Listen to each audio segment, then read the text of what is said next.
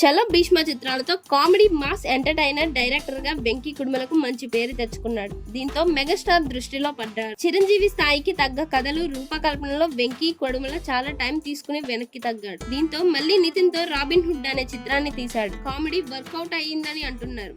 ఇక songs interval ఇలా అని కూడా బోరింగ్ గానే ఉన్నాయి అంటున్నారు. అలా మొత్తంగా ఫస్ట్ హాఫ్ ఓకే అన్నట్లుగా పాస్ అవుతుందట. ఇక సెకండ్ హాఫ్ ఓ రేంజ్ లో ఉంటే గానీ సినిమా నిలబడదని చెప్తున్నారు. మిగతాది అంతా కూడా చాలా ఆర్టిఫిషియల్ గా ఉందని, ఏమాత్రం కనెక్ట్ కాదని, ఎమోషనల్ పార్ట్ కూడా ఉందని చెప్తున్నారు. చాలా బోరింగ్ గా ఉంటుందని కామెంట్లు చేస్తున్నారు. మరి నితిన్ శ్రీలీల జంట మళ్ళీ ఎలాంటి ఫలితం ఇస్తుందో చూడాలి.